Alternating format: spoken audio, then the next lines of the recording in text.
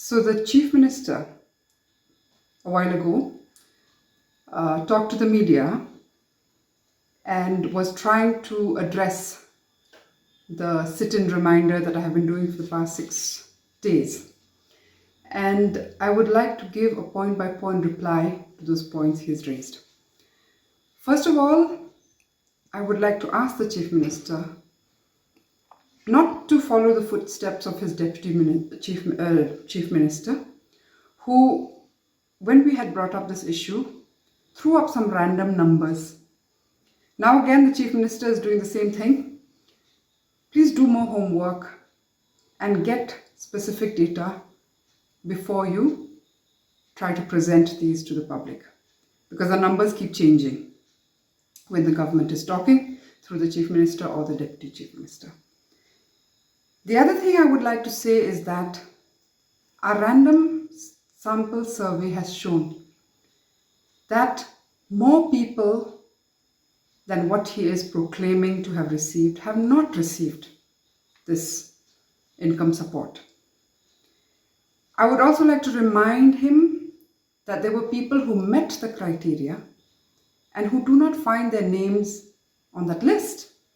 So now the questions are, why? These people need to know why they were rejected. Did you not have a proper plan of who you were going to give this income support to? And if you didn't, then you shouldn't have announced an income support at all. Because remember, it was at the beginning of a pandemic.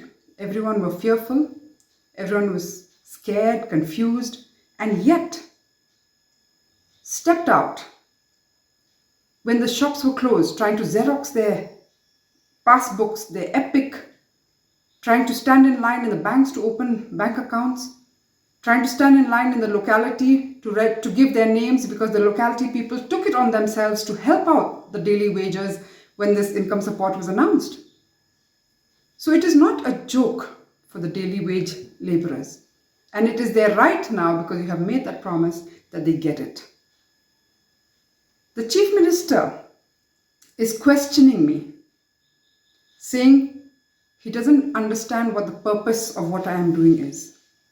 Let me tell you, Mr. Chief Minister, the purpose of the sit-in reminder is just that, to remind the government to do its duty, so that justice and the rights of the people is given to them. Is that your government is unresponsive. I want to tell the Chief Minister, he seems to be quite tech savvy, he's always posting on Facebook, to also ensure that he checks his emails. So many complaints we have sent to him. There should be actually a decency of even acknowledging emails, which they don't. But those emails and complaints are there in his inbox. So he should have checked and should have started the process of actually looking into this grievance with sincerity. Now, you say that also, people should come and meet us if they have a grievance. There was a lockdown. Before that, also, we have sent you complaints. We continue to do so. We sent additional complaints. We have CC'd these complaints to your Chief Secretary, to your Labour Commissioner. It is your duty to ensure that the government functions. Now, what is really sad is that you're saying come and meet us, when actually all these 6 days when I was sitting there, every day I would see you pass by that way. A responsive government is not one that drives past the people and that feels threatened when they are at the gates. A responsive government should have been one that immediately tried to rectify, the problems of the people without trying to again harass them to get these rights. So I think that it is my right to sit and make people's voices heard, and I will continue to do this. And it will be a government that shows disdain for the people if they forcefully try to remove me from there, because by doing that, they will be trying to remove people's voices and actually putting on full display their disdain for people. Now you're saying that it's not acceptable to sit there. Mr. Chief Minister, what is not acceptable is an unresponsive government. People are in distress. COVID has actually decimated so many people at so many levels. And you have to understand that this is real. And this is the purpose of why people and us are chasing down that 2,100 and 5,000 rupees, because it matters to them. And in fact, I urge you to even announce a fresh income support for this year, and hopefully you will get things right this time around. Ensure that there's a proper portal where people can check their names, can verify. Thank you, friends.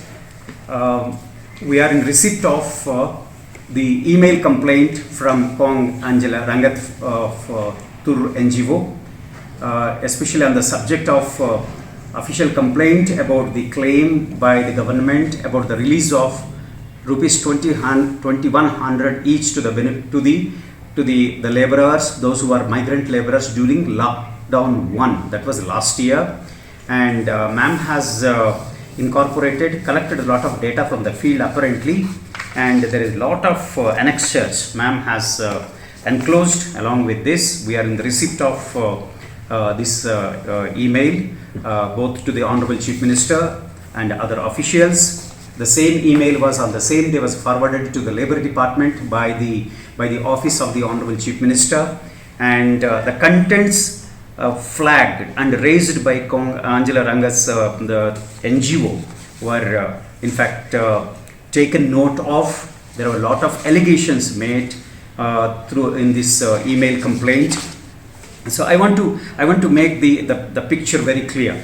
The last year, the government of Meghalaya has earmarked an amount of rupees 38 crore 31,100. I repeat, 38 crore 11 lakhs 31,100 earmarked for as an immediate benefit to the poor laborers and the workers who lost their livelihood because of this COVID lockdown 1.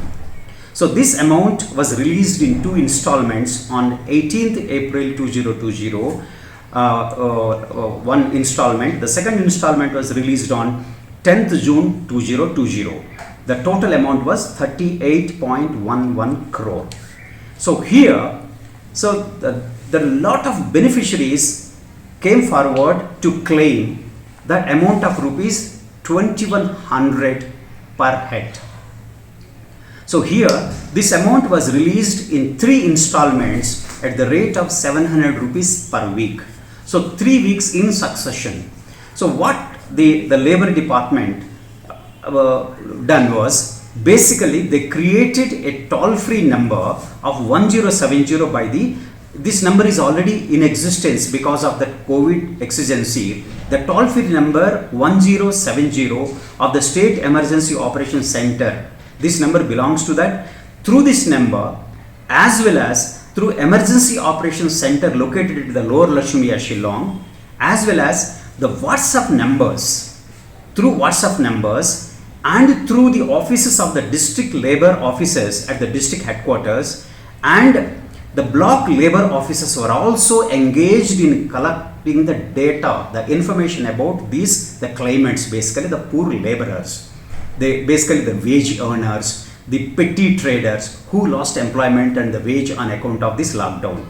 So through this mechanism of, as explained above, we sought the information, the details about the name, address, the EPIC number if it is available, Aadhaar number if it is there, mobile number, and bank account details. This is a very important thing. Bank account details on account including the IFSC code. Then who employed them, the name of the employer, as well as the works performed by them. Is a cross verification basically. With this above the created mechanism, the total number of claimants received, the name and addresses were totally is about it comes to nearly 2,33,000. They came forward claiming this benefit. This is very, very important. Now, who will scrutinize this data? Almost 2.33 lakh data has to be scrutinized one by one. Name, address, the bank account details have to be scrutinized. It's a laborious exercise in a short span of time. That was during, imagine the various departments engaged in this extraordinary verification exercise. Now in that process, the department has engaged our NIC Shillong basically to scrutinize, to create a software. So NIC has created a software. In that software, they entered this data, the name, address, bank account number, and wherever there is a double claimant, wherever there is the bank account number is claimed twice, the name appeared twice, it's very easy to scrutinize each and every application. So NIC carried out this elaborate exercise and they shortlisted nearly out of the 2.3 lakh claimants, 1,81,491 as the genuine claimants and eliminated the remaining 50,000 and odd based on whether they were the claimants under MGNREGA or there was standard outstation citizens or PM Kisan, or we have the board of construction workers welfare board. I am a member of the welfare board. I also claim under this. So through the background check by the NIC eliminated nearly 50,000 claimants on the prima facie. So they shortlisted 1,81,491 claimants. So now again the NIC has taken the initiative and with the budgetary support from the finance department, and Honorable Chief Minister was very, very generous to release these 38 crores on war footing for the benefit of these poor laborers. So they successfully, enrolled, the NIC has enrolled, especially the labor department enrolled SBI, HDFC, ICICI and other banks, 8-9 banks, depending upon the account available with the particular bank of the beneficiary. That is the basis to shortlist the banks. These 181,000 beneficiaries, this list was sent to the banks along with the money. Out of that, the banks successfully cleared 1,44,982 claimants. They received 2,100. It is as per the bank statement. However, nearly 33,000 claimants, the bank couldn't process and push the amount because the name is not tallying with the account holder's name. The IFSC code is not tallying with the account, the information given by the beneficiary. Why this mismatch between the information given by the claimant and what is documented? Because at that time the mechanism adopted for collection of this information is WhatsApp over phone. There are thousands of calls were attended by the helpers to record the name and the address. Imagine the bank account details. It's a technical subject. So there is no recording facility. I wish there was a recording facility so that these poor laborers, they don't know what is the bank account number. They don't know. Actually, they have to look at the bank passbook to read.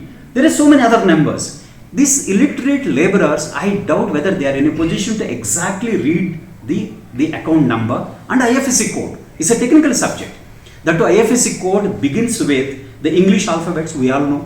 Most of the workers, we don't know. The laborers may not be in a position to identify the alphabets, we don't know. So there is invariably a mismatch between the information registered by these call centers, by this State Emergency Operations Center, and the data compiled and given to NIC. The NIC in turn pushed this information to the banks. So that type of mismatch with the bank account holder's name, not tallying with the bank account name, not tallying with the IFSC code, nearly comes to around 33,000 applicants. So these 33 applicants, what do we do? Then immediately in the month of April onwards, despite this COVID lockdown, the Labour Department with the help of the NIC, we again started verifying the names and addresses, whatever information available with us.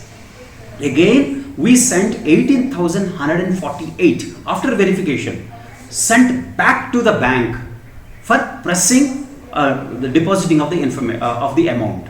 Out of this 18,148, the claimants' data, the banks could clear only 2,961. The remaining 15,187 they returned with the same observation that the name is tallying with the IFSC code at the bank number. It's a technical subject. So it takes the enormous efforts from the labor department to contact each beneficiary. The example is that whatever the amount sent to the beneficiary, it is only through RTGS. There is no cash transactions. If there is any cash transaction, yes, there may be mismatch, there may be mishandling of the cash, there may be some allegation. Once it is through NIC software, through the bank, the system, through direct benefit transfer, so the amount disbursed, the leftover amount, nearly around 7 crores, is already available with our account in various banks.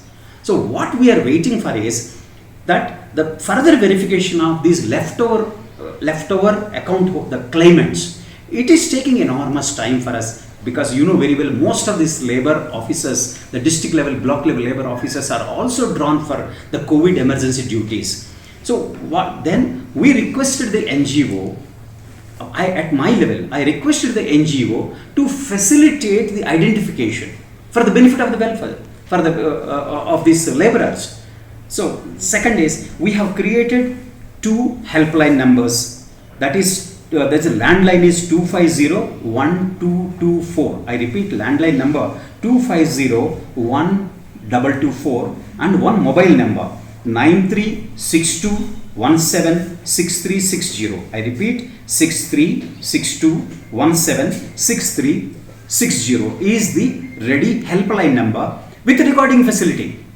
In fact, I insisted that the mobile shall have the recording facility, because these laborers, their majority of them semi-literate or illiterate. They may not know the Khasi laborer, he doesn't know any other language except Khasi. So that it shall be recorded first. So we have introduced first time the recording facility, so that there is a translator available. So nearly as of now, per day we are receiving on a roughly around 300 complaints that my employer is checked me out, he is not paying me, I have not received any amount. Then any call landed, it is recorded first, then transcribed, then placed it before the labor commissioner for immediate attention. The concerned labor inspector of the district from where the call originated, we are taking the data and sharing with them for immediate follow-up action. So our department is concerned about the welfare and the payment of the money to each and every eligible claimant. We have the money readily available. Through the media friends, I again request each of the claimant who came forward and claimed this amount, come forward please. You go to the nearest labor office in your respective district, give your credentials, and the money will be transferred. That will facilitate. This money is meant for your welfare. The government is very, very generous. The money is made available to the department. But if you are not coming forward, I have manpower constraint. I have only 1 or 2 labor officers at the district level. If he has to verify 10,000 accounts on odd, it takes time obviously. With due respect to these NGOs, my appeal to you, madam, please use your NGO network. Please help identifying and educating these claimants to come forward and take the money. It's available. Next, one of the complaints received was that only 5, in case of 5 beneficiaries, only 700 rupees deposited. What happened to the remaining 1400? So I asked the bank, what happened to these 5 accounts? Why only 700? Sir, the first 700 gone. After that, when we pushed the second 700, it didn't. The bank, the account refused to accept the second. It is the technical issue before the bank. It's not that we don't want to issue, because as I mentioned earlier, everything is RTGS, only through online direct benefit transfer. It is a digital media. The NIC is there as the backbone. The bank is there to release the money. Next, there are nearly 2,999. They received only 1,400. Means what? The third installment of 700 not pushed through. That's what the bank is telling. We tried again and again. Now we are going to try again. So now what was the reason? The same claimant. Maybe the bank deactivated. The bank also unable to, they're surprised. So that's why tomorrow we are calling all the bank officials who are handling this transfer benefits. Tomorrow, myself and secretary, we are holding a meeting. Tell us what is the issue. Why this inconvenience to our poor workers? We are also worried, we are also concerned. Money is there, the peculiar thing is the money is there. So the beneficiaries has to come forward. I request, I appeal to all the beneficiaries, please, your name is there, go to the nearest labor office and present your credentials, including your account numbers. Once we verify in the NIC list, we will ensure that then and there the money will be transferred to your account. There is absolutely no problem at all in that.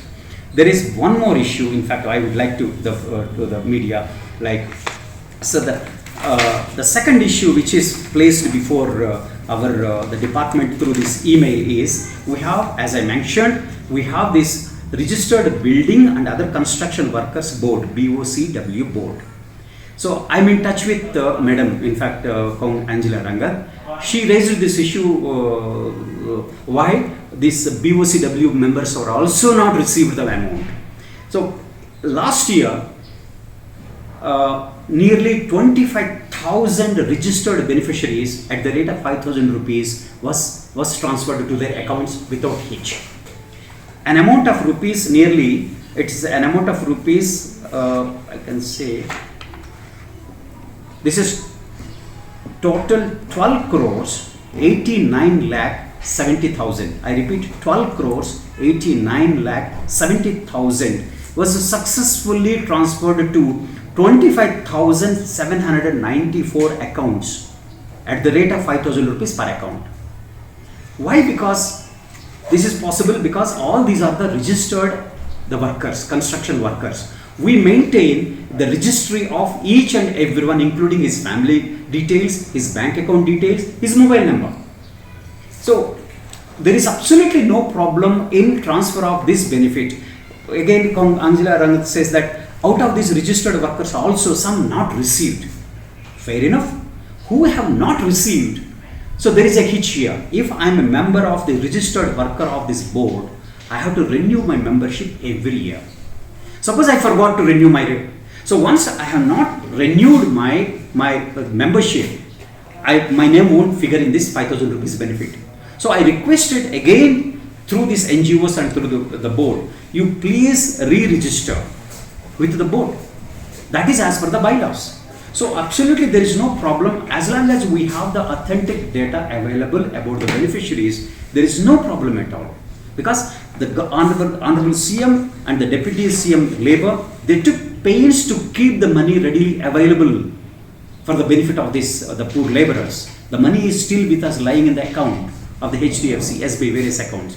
Only I request through the media, through the NGO, please educate the beneficiaries, the poor, semi-literate, these labourers, not to lose this benefit. You please come forward, the 30,000 and odd, please come forward, go to the nearest labour office, please present your credentials and claim the money due to you. Thank you.